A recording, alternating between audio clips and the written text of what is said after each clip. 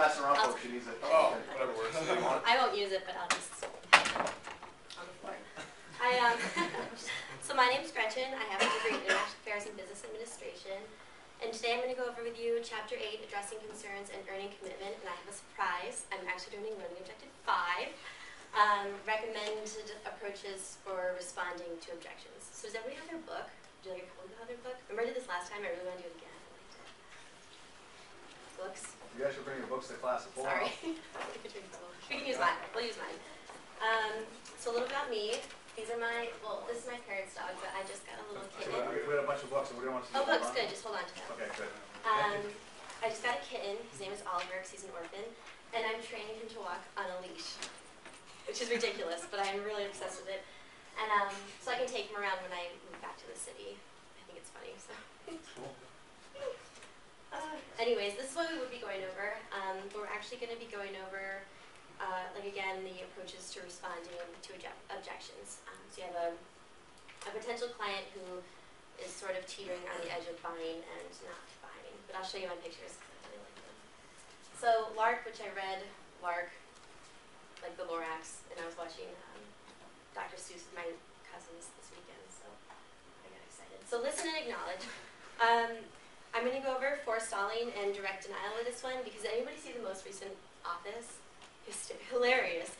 But in this clip, they're trying to teach Dwight how to respond to a woman who ends up being Janet. So it was really funny. But so forestalling, you are going to be able to respond to their questions before they ask them.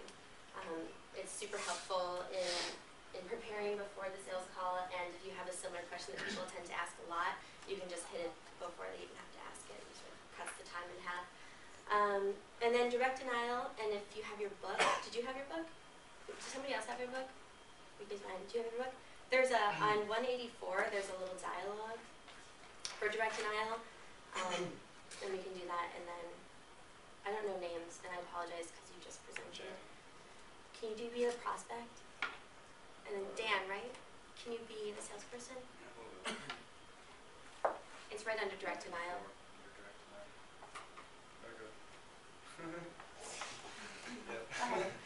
So the prospect? Yeah. I hear you do not offer service agreements on any of your products.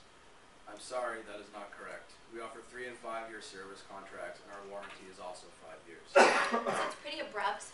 If you heard him, he says, "I'm sorry, that's not right," which could be detrimental to your sale. The buyer potentially could think that he may or may not be sort of silly or stupid in not knowing that that wasn't a correct fact. So, do you guys know what this is? Moe's. Moe's, yes. I don't know what clip this is from, but I just really liked it. So, indirect denial is a little bit softer. You're just going to be, there's another dialogue on page 184. You want to pass your books to somebody? That'd be helpful. Anybody. Mix it up. What page is it? 184. So it's under direct denial, and I don't know names again, I'm sorry. Amari and Ryan. Ryan, I should know your name. Okay, so prospect Ryan, and then Shamari, do you want to be salesperson? Yeah. I heard that your emergency room beds are $4,000 higher than your competitors. Many of our customers have a similar notion that our beds are much more expensive. The actual cost is only $1,200 higher. I have testimonials from other hospitals stating that our beds last up to 5 years longer. They actually save money. Yep, so you're going to blend them down a little bit easier, saying, oh yeah, a lot of people think that, however, it's sort of not correct without being so direct, like in the direct denial. Then there's translation and boomerang, which sort of takes it around, and there's another dialogue if you want to pass your books to somebody else, please. Come on, Becca, participate. So, Zach, do you want to be buyer, and Becca, do you want to be salesperson? It's on 185 under translation and boomerang. I'm buyer. Yes, please. Your price appears to be too high. Our high prices is an advantage. The premium sector of the market not only gives you the highest margin, but also the most stable sector of the market. Right, so you're taking something that they're concerned about or a fear of theirs, and you're turning it into a positive. Does anybody know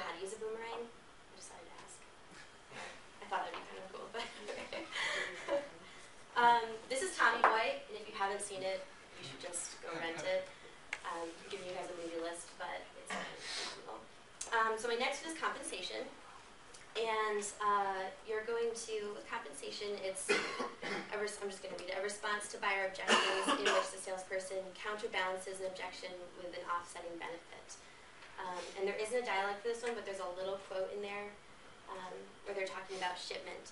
And he's like, well, it's going to take a long time for you to ship this. What can you do for me? And they'll knock off a little bit of price or something to sort of get them to buy. So then questioning and assessing is pretty much the same as what Victoria, I forgot her name for a second, Victoria was talking about with the assessment questions, so just figuring out what types of things they might be afraid of or what they're looking for. And then there's third-party reinforcement, which is I'm having a conversation with someone trying to get them to buy something, and I say, oh, you know, Joe Schmo, who's also in your industry, loves this product and he uses it for everything, and it would really benefit you. That's third-party benefit. So that's chapter 8, lesson 5, and I apologize for sort of the crudeness of it.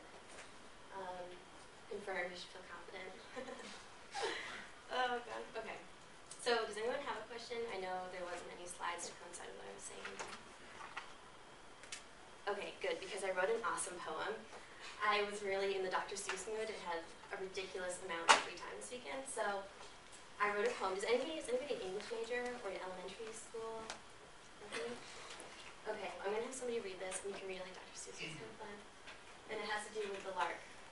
Somebody want to read it for me? It's not goofy, it's fun. I'll read it, I guess. You're in charge of the last of the leads, and you have to find out what everyone needs. Using the lark, you can listen quite clear, acknowledge, assess, and respond to what you hear. Cover all that he said, confirm just to check, then the buyer and all of his friends will know what to expect.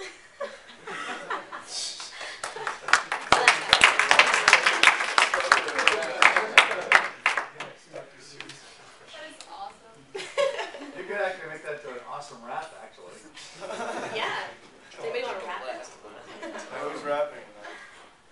So, Make it a shot? Thanks, guys. All right. So who wants to, let's get Richard some feedback on her presentation. What did you guys observe? She's really good at winging it. I like how you winged it. thank you. I didn't know this. If she didn't, how many people would pick up on it if she didn't say anything? My advice was to say, never apologize. As a matter of fact, you did twice. It's like, just go like you guys had planned on this. Because if they went along like you planned on it, would you have really picked up on it? No. See, so that's a great learning lesson, by the way. It's not that, guys, I never embarrass anybody. This is just like, this is our laboratory where we learn stuff. And I've seen people do this all the time, just like, oh, I should have had the 4th slide, or I missed this slide, or sorry, but sorry guys, I forgot. I apologize for not having a blah blah blah the thing. Just go right over it. And just like, there's a thing called fake it till you make it. I'm not saying fake it all the time, but what I'm saying is you can get right over these kind of things without any problems whatsoever. What did you observe in her presentation? Really creative. Yeah. What else? Confident. Confident, yes. What else? She brought in references that we would like link to, like the movies. Correct. The picture's worth. How many pictures did she have in her presentation? Yeah, several.